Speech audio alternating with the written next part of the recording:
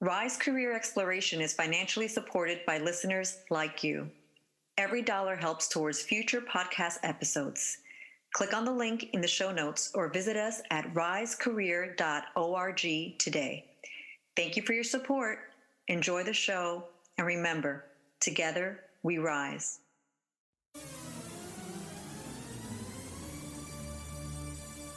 4, 3, 2, 1.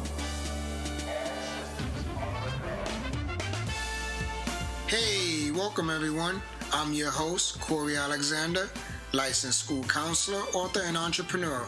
And this is Rise Career Exploration, the podcast, where we interview guests on their professional journeys. Choosing a career can be one of the most difficult decisions of your life. Join me as we interview guests on their professional journeys. You'll find that the twists and turns of career struggles aren't unique to you, and that the path to your dream profession isn't always a straight line. Whether you are a student who wants to learn what it takes to be in a specific career, or just want to hear some great career advice, this podcast is for you.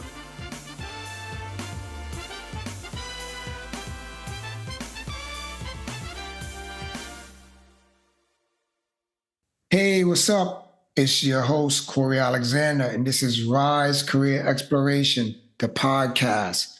I got a phenomenal guest today, DJ CEO. He's been a DJ for the past 15 plus years professionally. This has been his only job. What's ironic is I went to a barbecue of a friend, Tim Hunt, who was on the IT Professional podcast, and his cousin, his younger cousin, has been a DJ. And I knew this young man from back in the day, never knew that was his aspirations, but come find out he was a DJ for the past 15 years. He agreed to come on the podcast, and let's welcome him in, DJ CEO. You got the old school Raekwon part. Yeah, last time you see me, I didn't have a haircut, so I had my hat on all day. Yeah, you're a little low. I don't know if you could turn up yourself. I'm gonna turn up myself. You said I'm low? Oh, now you good. So I guess it was me. Okay. Let me see something. Let me see.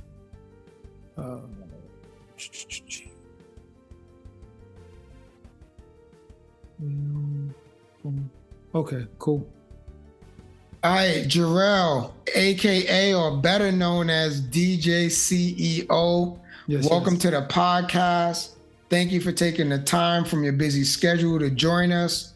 I'm sure your wisdom, your experience is going to be a blessing to aspiring DJs that check out this podcast. Welcome. I appreciate you. I thank you in advance for taking the time. Yo, thank you for having me, bro. It's been a long time. We finally reconnected. It's been In the intro I was sharing. Yeah, in the intro I was sharing how we knew each other way back when, and this worked out. Yeah. So Godspeed. Thank you for coming on. Bless you and your wife. So we're just gonna jump in. Mm-hmm. All right. So how did you first become interested in becoming a DJ, and what inspired you to pursue it as a career? Well, I think first I gotta just say, music has always kind of been in my spirit and around me. My dad, for all intents and purposes, was like the family DJ, right? So anytime there was an event, he was always playing the music. Or even if there wasn't an event, a random Friday night, some aunt, uncle come to the house for no reason, just to hang out. He's the one kind of providing the vibes. But I'm young, so I'm not knowing what this interaction is or whatever. And so it's kind of always been around. My uncle was in a band. I played instruments. But what really kind of brought me to DJing was one year, I want to say it might have been 96 maybe. I was in high school, and a good friend of mine, it might have even been younger than that, to be honest, but a good friend of mine who lived in a building next to me, his pops was just like, yo, just come to the crib, I want to show you something. Randomly, we never had a conversation about DJing or music or nothing. His name is Dane Page.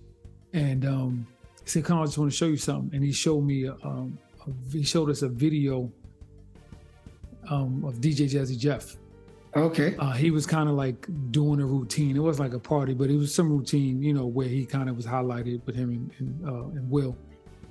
And I can't tell you exactly what it is because I can't remember exactly what it was. but I just knew whatever I just saw, I wanted to do that. Like That's yeah, that was the first time I like looked at a DJ and was just like, yo, like this. And it really, like I was conscious of what I was seeing. Yeah, yeah. And then from then on, it was just, I did everything I could to be near the turntables. That's what's up. That's what's up. What age was your first paid gig and where? My first paid gig, I don't even know if I might have been about 19, 20, maybe.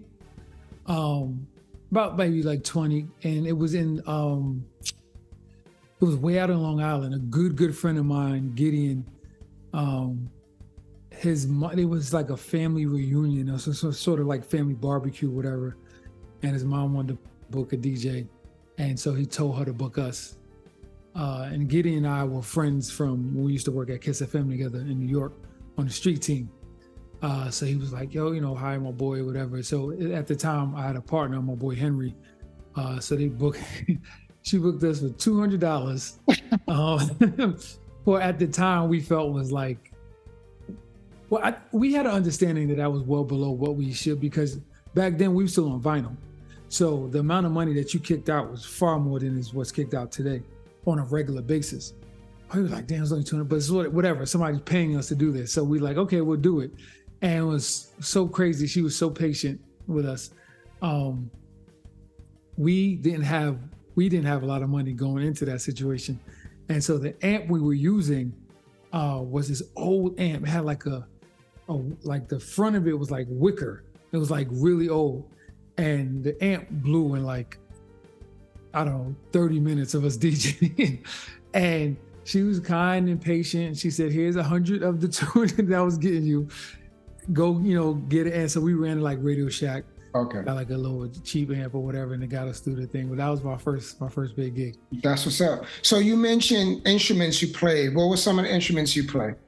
I played the tuba, I played the baritone, and I played the drums. I was a drummer in the marching band, as well as playing the tuba and the baritone. And then I played drums in church. So okay, that's what's up. And you said you was on a Kiss FM street team. What did you do? And when was that? Street team stuff. It was in 2000. I was after my freshman year in college, and Lenny Green, he's a host. He's on BLS now, but he had been a Quiet Storm host, Kiss FM, for a long time. And at my church, I don't know if you remember the R&B group La Day. Yeah, I heard of them. Yeah, so their father was the minister of music at my church, and so the brothers they were in the church, in the church, whatever. One of them at the time, his name is Trey. He's actually a minister now. Was working at Kiss FM, so he brought me in. He connected me with Lenny, and we clicked like off the bat because we share the same last name. So it was immediately play cousins. And then after my freshman, he knew I wanted to get in radio at the time. So after my freshman year in college, he got me in. It was just street team, like, promotional stuff. Like if there's an event going on, we're there to help set it up. Sometimes we might be outside, pumping the event banners and stuff like that. We did all the major parades that are in New York City. So like the Puerto Rican Day Parade, Labor Day Parade, stuff like that. Just street team, the grunt. You do the grunt work. That's what street team does. So. Cool. What did your family say when you told them you were all in as a DJ? They was like, you bugging. You're out of your mind. My mom just she's super, like she's uber Christian in a sense. So she was just like, no, like she's like, what, you playing this music? And that she was like in the very beginning, I had no support from her. I'm talking about like early, even when I just wanted to DJ, not even thinking about it being a career. Like, you could be playing that music in my house and all this type of stuff. And she actually eventually ended up being, she didn't get it and she didn't necessarily believe or even understand that this could be a career, but she did support me because when it was trying to transfer from vinyl to Serato, I had to get a laptop. So she bought my first laptop and she knew what it was for. So she supported me in that sense. My dad, he had straight up told me, and initially I took it personal, but when I was able to kind of look back on it and really just understand what he was saying, he told him, he was like, you can't make a living being a DJ, right? And when I heard him saying, you, Jarrell Green, you can't make it as a, Wow. like you're not good enough or whatever. But the truth of the matter, that's not what he was saying. He couldn't imagine that somebody can actually make a living being a DJ. Like Gotcha. he doesn't know any DJs, and he doesn't know about Jazzy Jeff or Capri, Spin or SNS and all these people. That stuff, that doesn't make sense to him. Yeah. You know what I mean? So he was just like, you can't make a living being a DJ. And in the words of Michael Jordan, I took that personal. So I was like, this is what I wanted to do. So it was going to happen regardless, but I also had that little chip of, I'm going to show you, you know what I mean? Yeah. So yeah, they weren't supportive. And to this day, my mother still doesn't think that, like, so when are you going to get a job? And my dad, he's no longer here, but I think even he seen me do the garden twice. Oh, wow. And he still was just kind of like, he was so proud that I was at the garden, but he still didn't like get how it. long? Yeah. Old school. Yeah. Old school, very old school. Yeah. So besides being introduced to DJing by what your neighbor's father showed you in DJ Jazzy Jeff, what DJ did you grow up idolizing? To be honest, none. That's gonna sound very strange, but none. Like Jeff was my inspiration to figure out this DJ thing and see what it is. But believe it or not, I never went after, like, I just wanted it to be a hobby, right? So I was like, and I've always been a very confident kid. So I was just like, I'm just gonna, I'll figure this out. I had neighbors in my building that were DJs, like kind of like my big brothers. So they would let me come by the house and just practice. But there was never anybody who, like, I went and searched for their tapes and video and studied them. And it was never that. I really was on my own path. And that's kind of odd, especially for somebody of my age coming during that time. Like anything we loved, we were immersed in it. That was like hip hop, reading the liner notes to your favorite album. And like, we were always like deep diving on things. But when it came to DJing, I guess even in the same vein as my parents, like, I didn't know any DJs that were like doing it. You know what I mean? Yeah. Like I discovered by accident that, like, shout out to, rest in peace, my man Fred, and then shout out to my man DJ Brooklyn Rich. They were living in my building. By chance, I was coming in the building one day and they were coming out with the DJ. I was like, yo, you DJ? And they were like, yeah. And I was like, yo, let me come to your crib. Like, I just want to, because my mom was like, she wasn't gonna buy no turntables for me and nothing, And so, and at the time, like, I was such, anybody knows me, I was a ball player. I've been a ball player since like forever. So Which sport? Basketball.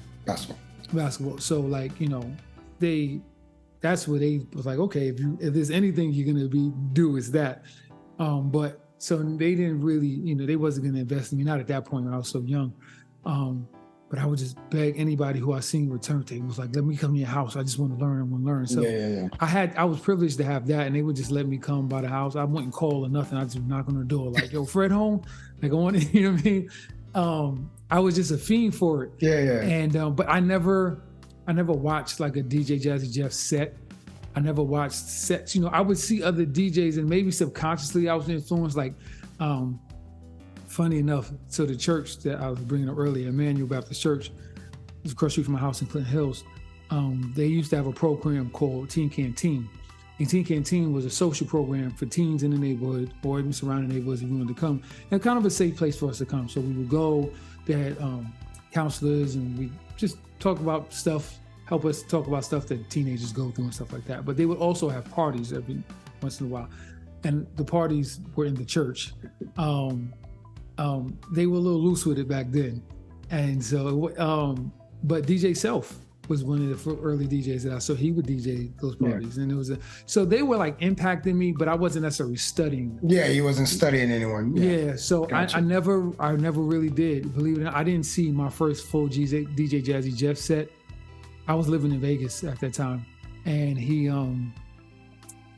did. I don't know if you're familiar with Boiler Room. So Boiler Room was like this kind of online. It's a real party. They're usually in a basement somewhere or literally in a boiler room, and it's like a party, like a bashment. But they broadcast and they have it on YouTube. They have like everybody come through and do a set. So Jeff did a set, and that was the first time I saw him do like a full DJ Jazzy Jeff set. Gotcha. Interesting thing, I was so surprised to find how many similarities we had in how we played and how we approached the music and how we approached presenting it, which is really a shocker. Like how? Like what? Like how? Like we're both very patient in how we play music. Like we don't like to run through things, and we're kind of creative in how we present it to you. So sometimes our setups will be longer than normal. Like you might see somebody have a routine and it's quick and they're hitting this boom and they might be doing 5, 6, 7 songs in like 30 seconds and they just kind of banging it out or just whatever. And a lot of our creativity is like methodical. So everything is like a setup. So it's like, to get to this point, I'm going to use these 5 songs to get to this point. All right, don't tell me anymore. Yeah. I think I'm going to ask you a question that's going to go along the lines of that. All right. So let me get back to that. Okay. All right. What were some of your early struggles getting gigs? Just not having a name and nobody know who I am and trying to convince people to give me an opportunity. What I did benefit from early though, so a lot of my crew that I pretty much roll with, we grew up together. We all grew up together, but then like post college, we all got even tighter and we were just like always together. We initially, how I really cut my teeth in DJing was we would just throw house parties and barbecues, like, my parents are out of town for the weekend. All right, boom, we throw a party and whatever. And that's how I really cut my teeth as a DJ. So when we got out of college, we ended up getting into like the promotion scene a little bit. So we would do like after work parties. And if we're one of the promoters, let's be sure I'm going to be DJing, not necessarily the whole night, but doing a set or whatever. And so that helped me out a lot to kind of sort of build my name. But it, again, that's still just kind of working with my people. Like I had to, figure out ways to get my name out there. It was very difficult. And that was like the early issues I had. Yeah. What were some of your early DJ names before you settled on CEO? I really only had one. Come on, dude. I swear to you, and I'm gonna tell you why. So early on, I didn't even have one. Like when I started, like I first kind of, touched tables in 1996. I wasn't thinking about a name. I was just trying to, whatever. And then when we started doing like little house parties, or we get booked like little block party, whatever. I was going by the name Chief Rock. Now Chief Rock was the name I used. That was my MC name. So when I used to rhyme, I went by Chief Rock. So I just I'll just go with that. CEO, and so really that's what I just rolled with. And CEO came because my background's in television and film. And I actually at the time had my own production company, which I was the CEO of. Gotcha. Also at the same time, my boy Henry, I told you about, him and I were doing after work events. And at the time, he was working in banking and I was still in TV. So he would show up to the events in a suit. And even though I do take pride in how I dress, I was working in TV. Like I could be fly in a t-shirt and like a sweater, stuff like that. Yeah. But I wanted us to like look like a team, and I wanted people to see us as a team. So I knew he couldn't change his clothes, but I could always wear whatever I wanted. So days that we did after work stuff, like after work parties, I would come dressed. And initially I'm not going to even front like it was super stylish. Then I thought it was stylish, but it wasn't. It was just a fashion choice. So I would wear a suit. I would wear like a 3-piece suit, wasn't tailored. I was super skinny. I like a soup sandwich. You know what I mean? Like, it wasn't, the what the people see me as now. So I was like, well, the name Chief Rock can't stick with how I'm looking. Yeah. And so at the time I was literally the CEO of my own production company. So I was doing with DJ CEO. So literally there was only 2 names. All right, cool. And the first one was cool too. So you good. It was cool. Like I was cool with it. But once I started kind of developing a brand, yes. I didn't even know that's what it was at the time, but developing a brand, I just knew that name and this look didn't go together. Yeah. Got you. What skills and qualities do you believe are essential for someone aspiring to become a successful DJ? you said skills and what else? Qualities. Well, qualities, for one, you gotta, I'm just always say this because we're in a battle right now over our craft. You know, there's so many fakers and posers and wannabes in it. I'm always gonna speak to having a quality of just having like respect for the craft, respect what it is, what it means to be a DJ, what is required of you, what your purpose is, what your responsibilities are, and don't come into it doing it because you think you get a lot of money or perks, or you get a lot of chicks, or you know, whatever your thing is. Like, that's like super whack and super corny. So I'm never gonna be for that. So the number one character trait is you should have respect for what it is to be a DJ. Do your homework, learn about all the DJs that came before you and what they've done for you to even have this opportunity. You should be dedicated to learning the craft and learning how to DJ on different things. I know, I can't blame a kid for getting in and starting out on a controller. It's 2023. It's not 1993, right? Vinyl it was just, you had to have vinyl and turntables. That was it.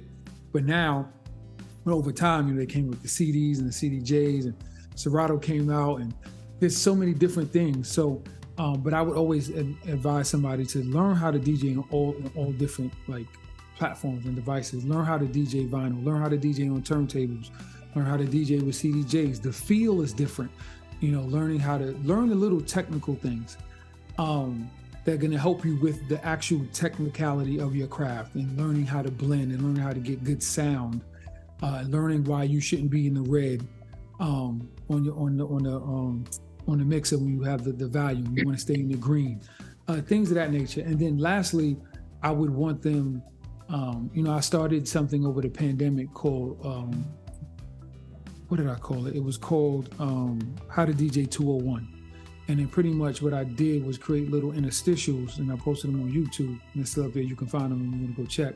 And I would give people who are looking to be a DJ, who are DJing and still learning and trying to get better, intangible tips to be able, because that's what real DJing, the technical aspect is not DJing.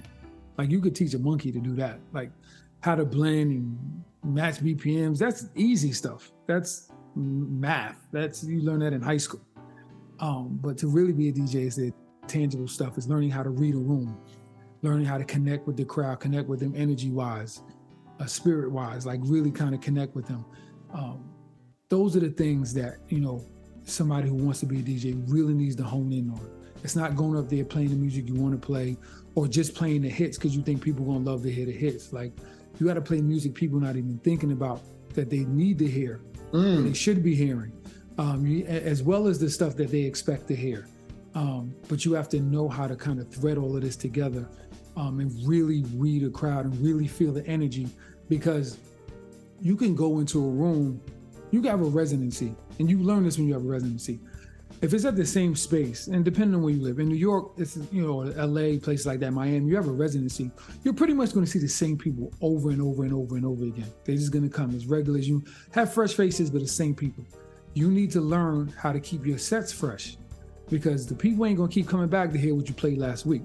The staff who's there, no matter who shows up, every time you DJ, you got to keep it fresh for them. You don't want them to, oh, he's gonna play this next, he's gonna play that next, like that, you know what I'm saying? That keeps it fresh. But then here's the thing where, like, if you're a touring DJ, if you travel a lot, or even if you're a DJ in Vegas, 9 times out of 10, and I'm all of that, is that every time you go into that room in Vegas, it's always a new crowd.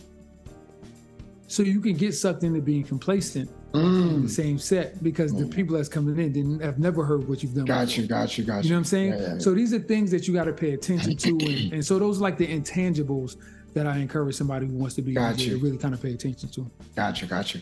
How did you gain the necessary technical skills for DJing, such as using equipment and software? Like I said, big shout out to my man Brooklyn Rich and Fred. And then my man Lamar, who lived up the block from me on Grand Avenue, and anybody who was Chuck Chillout for my time at Kiss FM. Like, it's just people who were willing to show me stuff. And then my boy Henry, so before we kind of partnered up, he already been a DJ. He had the equipment in his crib, and his dad was a DJ, so like I learned a lot from him too. But also like because of how my dad was and super like tech guy, and especially when it came to audio and stuff, I was very familiar with the basics of how to set things up, you know, RCA cables and XLR cables and quarter inch and Gotcha. female and male, all that stuff. So I was already familiar with that. But then the actual technical part of the craft was just over time, just repetition, of constantly practicing and figuring stuff out. And, you know, and I didn't get like a lot of hands-on tutelage. Like a lot of times they would just like let me figure it out myself. Having a background in music helped me out a lot in that. And then I always tell people I'm far more gifted than I am talented. So a lot of it just came, I was like a fish to water. Like it didn't take long for me to be going from figuring it out to being good at it, you know? All right. So I guess I'm going to know the answer to this next question. Did you battle with doubt when you first started? Did I battle with doubt? No. I ain't doubting. I tell you, I don't know where I get it from. Like the belief I have in myself is so strong. Like it's been that way since I can't remember it not being that way. Playing ball, I feel like I could beat anybody. You know what I'm saying? Good. That's just who I was. You know, my cousin, you know, Tim, he'll tell you, like he's 10 years my senior. And I'd be like, we go to the park and I'm like, I'm ready to kill him. And he's like, and he's beating me every time. But it never like affected my confidence. I just wanted to come back and do it again. So I'm very competitive in that sense. So even if I'm not competing against another person, I'm competing against myself. Good. I guess that's what always kept my confidence high. It's like, it's nothing I don't believe that I cannot accomplish. Yeah, that's good. That's good. Yeah. So I know you told me about how you read a room and things of that nature. So what sets you apart from other DJs? When they come to a DJ CEO set, it's going to be different how? If you would ask me that question 15 years ago, you would have got a different answer. I think what separates me from today from other DJs, to be honest, is my spirituality. And how I understand the energy and the vibrations and the spirit that lives in music. And then I understand that each individual has their own energy and I have my own energy. And when we're all in the same room, it's my job to get all these energies on one accord. And so that's how I approach it. So I don't DJ thinking like, oh, I need to do this set here or that set here. Yeah, sometimes I'm thinking, sometimes it's like, yeah, I should go into an old school set here. I should go into a reggae set here or Afrobeat set. You know, that's part of you. Never turn that off. That's like the technical part of the craft.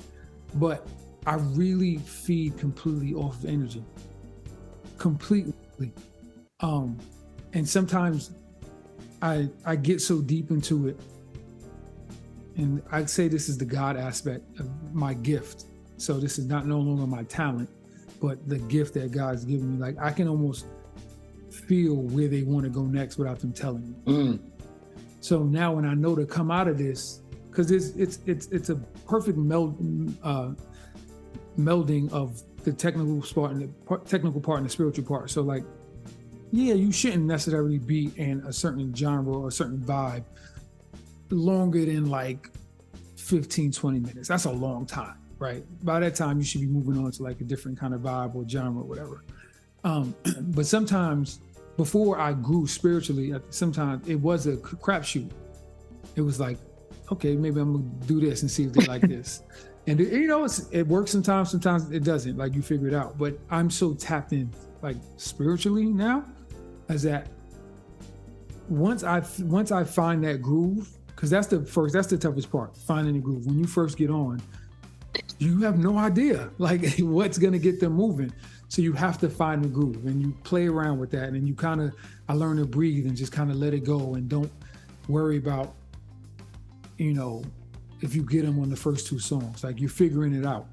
And then once you got them, then you just completely let go. I just completely let go. And I'm just literally in tune with them from an energy standpoint. And the rest of the night, it's kind of just becomes a magical wave. So that's what separates me from, I'm probably 90 to 95% spiritual in my approach to how I share music with people. So in that, do you come with an agenda and then change the agenda as necessary, or you almost don't have an agenda? Like, it depends. If I'm being booked, if they're booking DJ CEO, just because they are booking DJ CEO, like this is a night and this is your night, DJ CEO, to be DJ CEO, then no, I don't have an agenda. I am a weed smoker. That's what I am. So I smoke always before I get on, to kind of help me with, let go and not think too much, and kind of just, calm myself. And then so I'll smoke, and then when I try to go in as very clear-headed as possible, and then I let the spirit talk to me. And so it varies, because I'm being me. I'm gonna hit everything all night, the whole night anyway. So it doesn't matter where I start. Yeah. That's that's how I approach it. It doesn't matter. Now, if I'm being booked for a specific type of party, they want me to do this, then that's what it is. I got to go do that. But I don't go in with any preconceived thoughts or a playlist. Like, I'm gonna play these songs. Got you. And that's it. I never do that. I just go. I just feel it all out, because that's what you're doing. That's what we're doing. We're playing with vibrations and energies. And I tell people, like, you go to a party. It could be a club, it could be a lounge, somebody's private birthday party, whatever. Like, somebody's in there and they just lost somebody that they love, right? They're looking for some relief. Somebody in there just got a new job or promotion. They're looking to celebrate. Somebody just got a divorce. Somebody's got engaged. Like, all these different energies and moods are in there. You got to know how to read that and feed off of that and put that together, so everybody gets on one common thread and everybody enjoys the night and everybody gets what they want out of the night. If you don't do that, like, it's, what I'm saying, it's, you are shortchanging the experience that people have. Yeah. So, they say when you go and you give a speech, when you do public speaking, it's advantageous for you to focus on like one or two people, make eye contact, move around, make eye contact. So are you looking at, like, are people dancing? Like, are you focusing on like little pockets of? And again, so the situation depends all the time. Like, sometimes I get booked and it's me all night.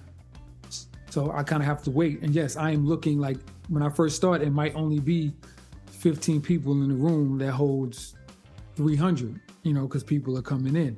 So I gotta, I can't make a decision for the whole night on these people, but if it's 15 people and I got 5 of them dancing, I'm only focusing on the 5. Gotcha. Right? Because that's the energy you want. The people who are going to be difficult or too cool for school, you can't focus on them. The people who came to let go for whatever reason, you focus on them, and their energy and that vibration becomes contagious and ends up spreading all over the place. Now, Gotcha. if I'm headlining, the room was already here, and whoever before me got them moving. So now my job is just to take it to another level. So that's a different approach than starting off the night. So how long is a set per se?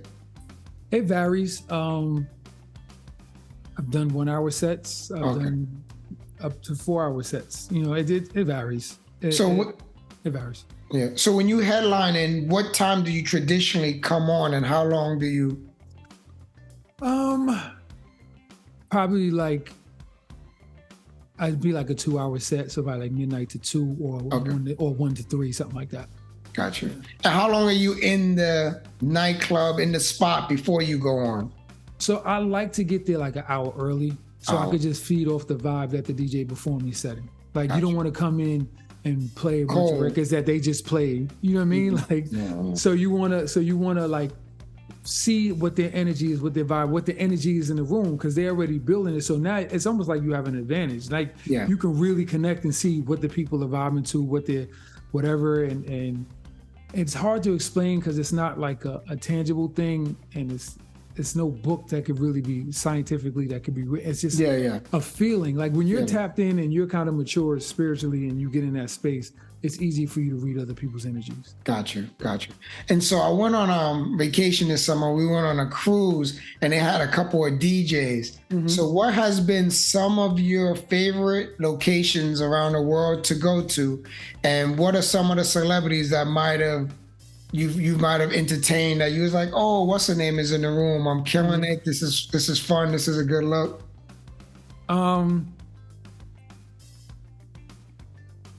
Let me see. So I DJ'd in Russia, which was not on my bingo card. And it was really amazing and very interesting and very eye-opening culturally. Turks and Caicos, as far as like Turks and Caicos and Playa del Carmen were probably two of my favorite places, because Turks and Caicos, that was my first international gig, and so that's always going to mean something to me. And I did like 2 yacht parties and a pool party, and I forgot the name, Bagatelle, which was like a really kind of high-end nightlife brand. I DJ at their spot, and it was just cool. And Watch the Throne had just came out like that year, so like I'm in Turks and Caicos playing Otis or Niggas in Paris, like on a yacht in Turks and Caicos, like, and you know what I'm saying? And I'm like 20 something years old, like I'm like, oh my God, this is crazy. And then Tulum, which was another one of those moments where like it was more of like a spiritual experience. Tulum is where? Tulum, not Tulum, Playa del Carmen in Mexico. Okay.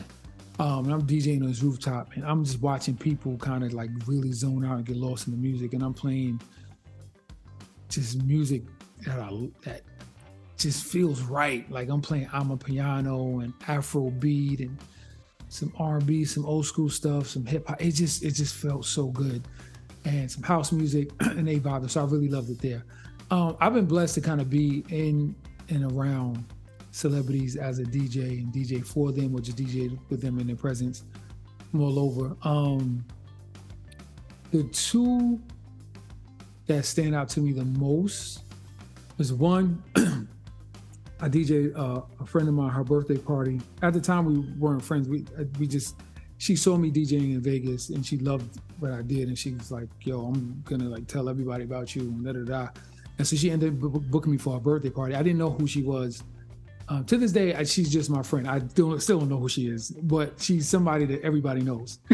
And so she had a birthday party in LA, and I get to LA, and I still don't know much about the party. I just know it's going to be at somebody's house. That's all I know. Like nobody's telling me anything. I don't know if they're doing this intentionally or whatever. And so I'm in the car. So she sends one of her friends to come pick me up to take me to the house. So in the car, she's like, hey, see, you're so great to meet you. We heard amazing things about you. We can't wait to rock with you tonight. You're going to love the Leonards. And I'm like, who the Leonards? He's like, the Leonards, that's whose house we're doing this thing at. I'm like, all right, cool. Like, well, who were the Leonards? She was like, wait, you don't know? And I'm like, what? She was like, the party's at Sugar Ray Leonard's house. I said, what? I said, oh, okay. This is what we're doing? All right, cool. So I get to the house, and I'm like, okay. So I meet Bernadette, Sugar Ray's wife, and everybody's nice, and we're kicking it. And so prior to this, I knew she had these relationships. I just didn't know like how deep they were. Like I'm seeing pictures on Instagram, like she's in like Greece with like Magic Johnson and whatever. And I'm like, does she work for Magic? Are they friends? Like I don't know. So I'm DJing a party, and just one after the other, like Smokey Robinson walks in, Magic and Cookie walk in, LL and his wife walk in, Jim Jackson, that used to play for the Fab Five, he walks in, Glenn Turman walks in, Johnny Gill, Holly Robinson Pete. Like it's just like nonstop. These people who were there, I wouldn't even know that was there. Like it was ridiculous. Yeah. And I was like, yo, who the hell is this lady? But anyway, Tina, Beyonce's mom is in there. So I'm just rocking, and I got them rocking, and it is like, this is everything that I've worked for. Like this moment right here is everything I worked for. Yeah. Because like these are people who appreciate art, like appreciate people who do things at a high level, because they've done things at a high level. And I had them rocking, and it was absolutely amazing. One of my favorites. And then the other one was one of my good friends, especially in this DJ space, my man DJ Fame. He works very closely with Grandmaster Flash. He's basically like, I wouldn't say his roadie, but kind of like his tour DJ. Like even when Flash goes on tour, like he takes him with him and all this type of stuff. So Flash was having this annual event that he has at his crib. And for whatever reason, Fame couldn't do it. Some issue with the scheduling. So Fame was like, he told Fame, he's like, well, you got, get somebody to replace you. Fame's like, he said, I was the only person he thought of that could do the job. And I was like humbled. I was like, what? Like, okay. And so he gave Flash my number, and Flash called me, and like, I cried. Like I cried because like Grandmaster Flash is the blueprint to everything that we do as DJs. Like how we do it, like the looping and the blending and all this, like that's him. Yeah. And so it was like hip hop itself was calling my phone, like to talk to me, like you know what I mean? Yeah. So I was so humbled, I was so moved and touched, and so I got a chance to DJ with and for Grandmaster Flash at his house, and he had this big party and whatever. And I got to say I rock with Grandmaster Flash. So those are like the two, and I've been around tons of celebrities, DJ for Fat Joe. I got a chance to meet Michael K. Williams before he died. He was at a spot I was DJing at. I've DJed with Q-Tip. I've gotten, a lot of love from just a bunch of like high-end people in the music industry who've seen me rock. But those situations, like one was like, oh, like I'm really doing this. Like I'm at a house party in LA. Like this is like some real Hollywood shit. And then the other one is like the whole purpose and the whole culture of why I get to do this. like I get to share that with it. You know what I mean? So that's what's up. Power, yeah. That's awesome. How did your radio gig come about? Tell us about your radio schedule, what you do, and how that come about. It was during the pandemic. There was a new station that started, a digital station called 108 Soul. It's on iHeart, so it's an iHeart station. My boy I went to Howard with, he was working with them in sales to help them, get advertising, whatever. And, the programming director was looking for DJs for talent, and he just plugged me. It was kind of just that simple. So during the pandemic, that's how it started. I was, broadcasting live from at the time I was living in Vegas, so from my house in Vegas. And, now we moved back to New York, my wife and I, so I do it now. I do a live broadcast of the Mix Show. That's every Thursday from 8 to 10. I do it live from the spot in Brooklyn called Bedvine. Bedvine and Brew. It's in Bed-Stuy, Brooklyn. Okay. So I do it there. So I'm there from 6 to 10. Like we do like a happy hour, and first 2 hours is vibe out, and then from 8 to 10, and we play pretty much nothing but classic hip hop and R&B. We do play some current stuff that carries a certain vibe and energy that's similar to the classic feel good stuff that that we're on. I'll play some Afrobeat, play some house and some reggae, dancehall, stuff of that nature. But just mostly classic hip hop and R&B. And I've been. You have a college degree from Howard. What was your major, and has it been useful? My major was broadcast journalism. My minored in poli-sci. And yes, it's been very helpful because before, I became full-time with being a DJ, like I was in television, and that's where I worked. So I was able to forge a lot of relationships, make a lot of relationships with people who we were all kind of coming in together at the same time. We were PAs, production assistants or associate producer or whatever, something entry level and working our way up. And now all of my friends are like executives and VPs. So like these are the people who I expect to call me, or they'll reach out to me for like, yo, we're doing this thing and whatever. So and it just, I have relationships now, in spaces that I don't necessarily occupy professionally, but people who I have for anything that I need, I can call them, or if anything they need, they can call me. So that's how it helped me. But like a lot of college students, many of us are not doing what we went to school for. So. Yeah, I mean, I'm a school counselor, and when I was in high school, kids had to decide what they were going to do, and either I pointed them to traditional college route or trade schools. So I wanted to know how you felt going, being an aspiring DJ, being a successful DJ. If you could do it all over again, do you think you would have, like, looking back, was it worth you going, or you could have went straight DJ? First of all, going to Howard was very much worth it. It was one of the best decisions I made in my life. Gotcha. The truth of the matter, if I didn't go to Howard, I probably wouldn't be where I am now. Wow. Even though I was confident, Howard made me work harder, because I always say before I got to Howard, I don't think I had a real test in my life. And when I got to Howard, I was testing on everything, because everybody around me was just as good, if not way better. Good, so good. You know what I'm saying? I had to sharpen my tools and be better. So no, I definitely would have did it the same way. What I would have changed is that, hindsight is 20/20. Even when in '96, when I was like, I want to learn how to do this, I didn't think you could have a career being a DJ. I didn't think I would be where I'm at now. I didn't utilize the resources that were around me. I was not, you hear people saying they were club kids and they were sneaking in the clubs at like 15 years old and, hanging out and all this stuff. I was never that. I was an athlete, right? So I was a ball player, but I was never like the type to like sneak out the house and go to a party and be around all the action. Hindsight 20/20, I probably would have been that kid, because just simply growing up in my neighborhood at Clinton Hills, I was surrounded by so many people I could have learned from, like real industry people. Like Gangstar lived around the corner from me. Wow. Little Kim lived in an apartment underneath me. Big was 3 blocks up from me. Cookie Gonzalez, legendary A&R, lived in the building next to me. Our guy, Brooklyn Rich, who I told you at the time, he was a choreographer on Living Color. Like, one of them was like a roadie or something for one of the R&B groups in the 90s, whatever. Like, all these people were just around me. Like, April Walker from Walker, like, it was like, I'm talking about like blocks away from me. Yeah.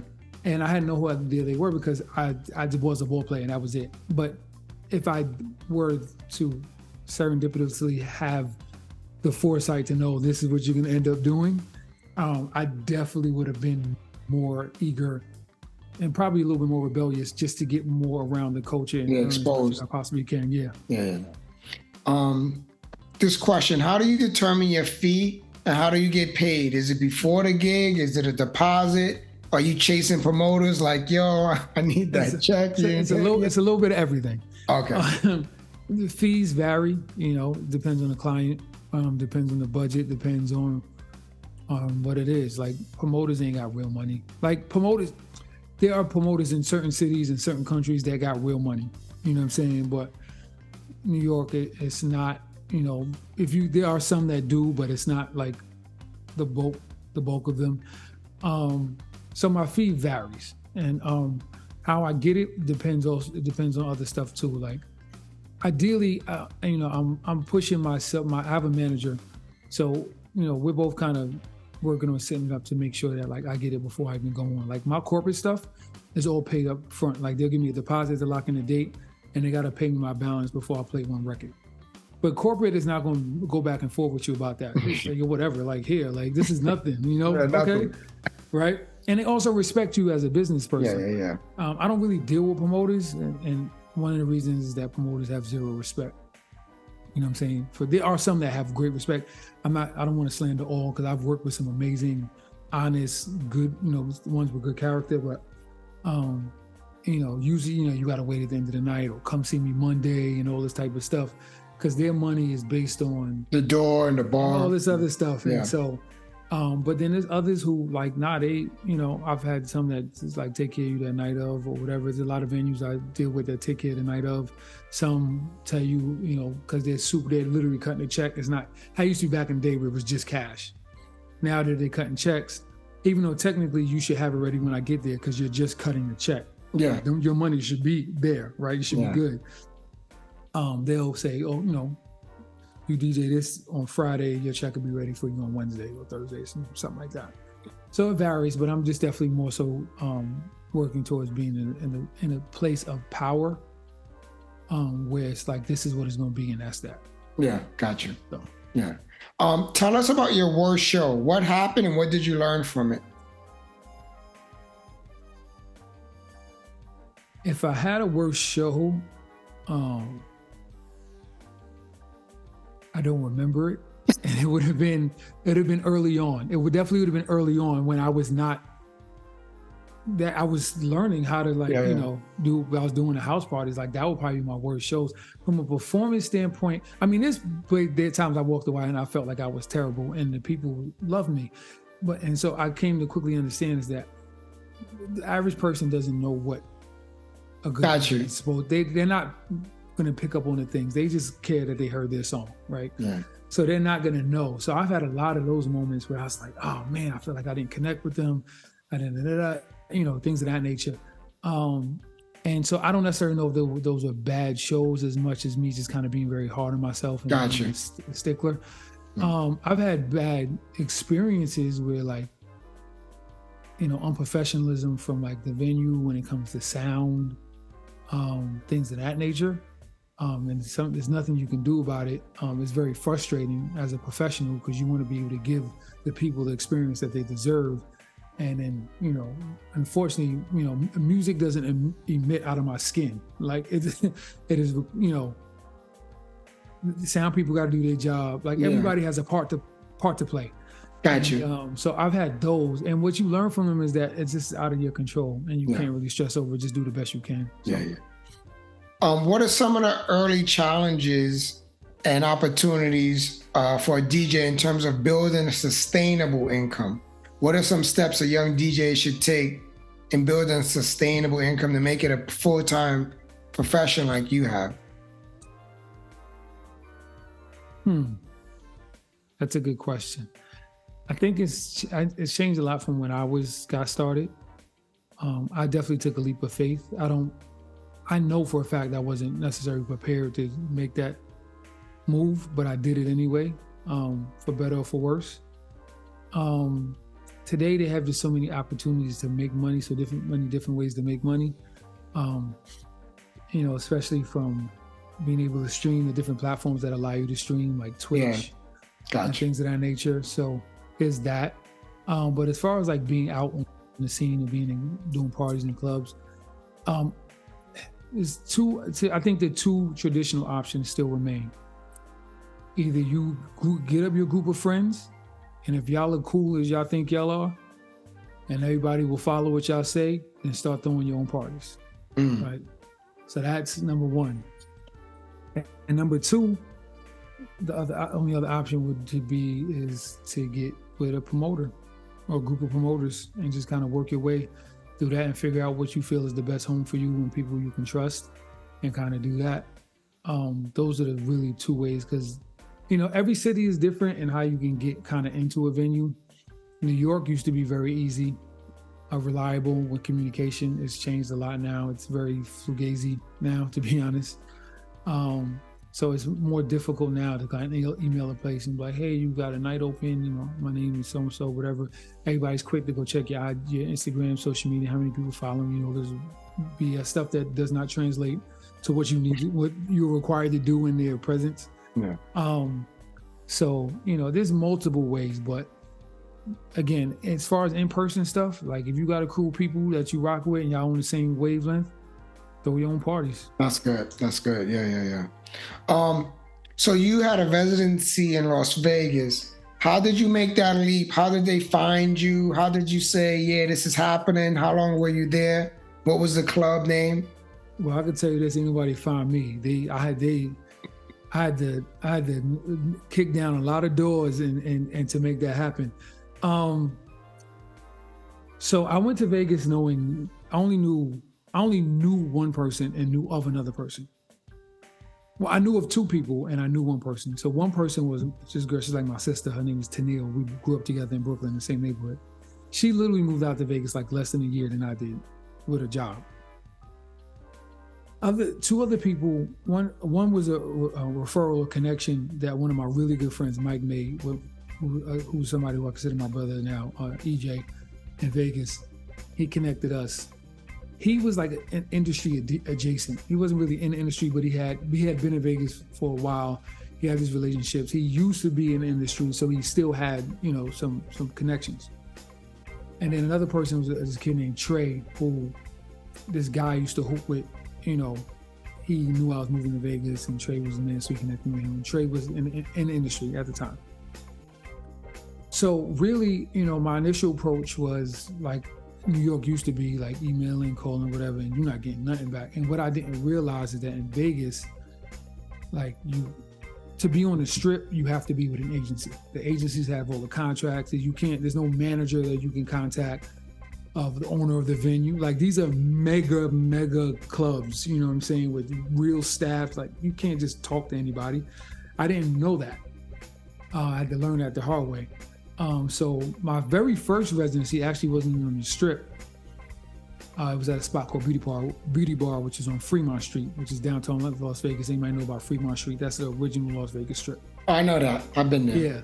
So, and so they down there, especially at that time, you could do like the traditional, let me reach out, email, whatever. Got a hold of the talent booker there.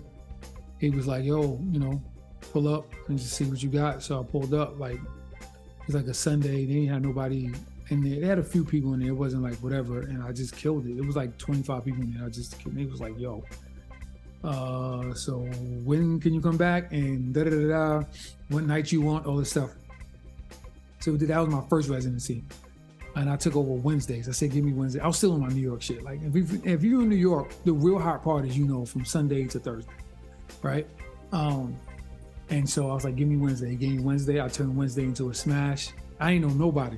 I literally just off me playing and people coming by and hearing, they would come in.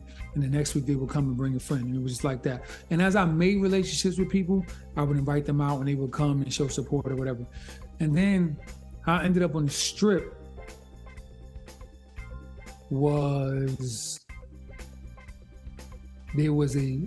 So I actually ended up headlining, because of EJ and his relationships connecting with someone, I ended up headlining LAX, which was at one point one of the biggest nightclubs in Vegas. And this is before it closed. So I headlined that. And then the same person plugged me with another spot. It was like this dope rooftop lounge. Well, the space was dope. The crowd was, But I was there. So that was like my second residency. And that was through an agency. Somebody was agency had a contract there. And then what really kicked open the doors for me, two things happened at the same time. There was a young woman I was working with. Her name was KJ. She was kind of helping rep me, to a degree. And she was connecting with people. And she connected me with this company called Blueprint. And Blueprint had, contracts with a bunch of different spots on the strip. And so they started me out at a couple spots. Ended up having a residency at Dre's After Hours and Hyatt Bellagio. And then at the same time, there was a new venue opening up not Bellagio, the Venetian, called the Dorsey. And the managing partners or whoever, they're from New York. They're old school New Yorkers, old school like nightlife New Yorkers. And their biggest concern was they didn't think there would be anybody in Vegas that can carry the vibe and the flavor that they wanted to bring of that classic New York vibe. The guy's name was David Raven. We just happened to have a couple of mutual friends together, and I guess he reached out to them or something. So they both, my boy DJ MoMA and then homegirl Marsha, they both on their own connected us. And I ended up opening that spot, and that was one of my favorite residencies. And off of that, they had switched agencies at the Dorsey, and they got a new agency. This guy Eddie Mack, he owns the Mack agency, and then he just started booking me for the stuff that he had, and I became a resident at On the Record, which is in Park from GM, and a bunch of different spots. So that's how it worked. Like I ended up getting, but in the beginning, nobody was trying to let me in. But I just couldn't, I just knew I wasn't gonna lose. I didn't come all this way to lose. My wife now, but my girlfriend at the time, it was her idea to move to Vegas. So we flew out there. I'm not by myself. I can't lose. I'm gonna win by any means necessary. and I just, bust my ass and it worked out for me. Amen. So you have a manager. At what point should a DJ look for representation? It depends. I don't see why it would be bad to have it early, if you're really that good, because they're supposed to help the process become easier for you to find work, or to get booked. So if you have the talent and somebody believes in you, start early. For me, I've gone through a carousel, if you will, of representation over the years. And the one thing I learned is that, like I just said, it has to be somebody that believes in you.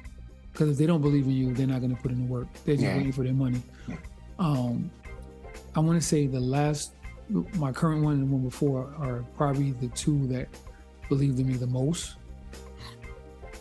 And the one prior, like, he did his best, but he had never been managed before like that. Gotcha. So he didn't necessarily have the proper tools to be as successful as he wanted to be. But this is what he does. He's a manager. Gotcha. And I've known him for a while, and he's always believed in me. He's been a supporter. So it's working out the way it should. Good. What are your short and long-term goals at this point of your career? Sooner than later, I want to be DJing only because I want to and not because I have to.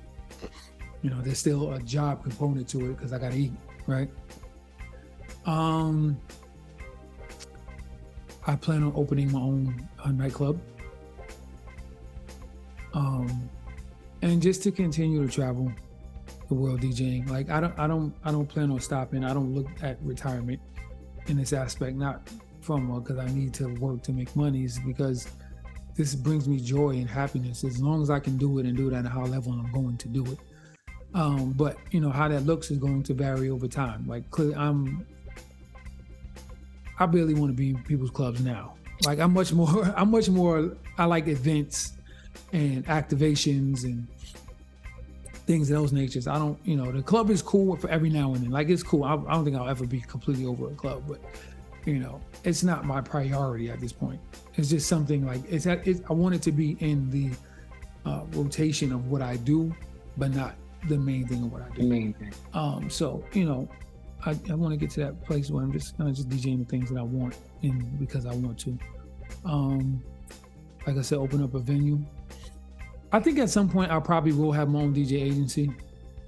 I think it's something I want to do because I see so many talented DJs that are overlooked. And a lot of it is because of their branding. And the one thing I've always received a high level of respect from is my branding and how consistent it is. And I want to help other DJs be really good at their branding because that's how you really get the bag, that proverbial bag is your branding. You have to be marketable. And some DJs struggle with that. So, if and when I open an agency, it won't just be to book DJs at venues, but it'll be also to be almost like a label, how a label used to be, grooming and professionalism and tight, getting everything tight for them so they can be an unstoppable package in this industry. Gotcha. So DJ CEO, this has been an amazing time. You've shared a plethora of knowledge and insight and how you see things, and you're successful in your craft, you bless, you gifted. Before I ask you the last question, what is something you want to share that maybe I missed? I'll say this. Anybody who's looking to be in this industry seriously, you have to have an irrational sense of confidence in yourself, because the support that you're looking for, you'll probably never get. This is not a babysitter's club. Like, nobody cares how you feel. You have to be thick-skinned. You have to believe in yourself.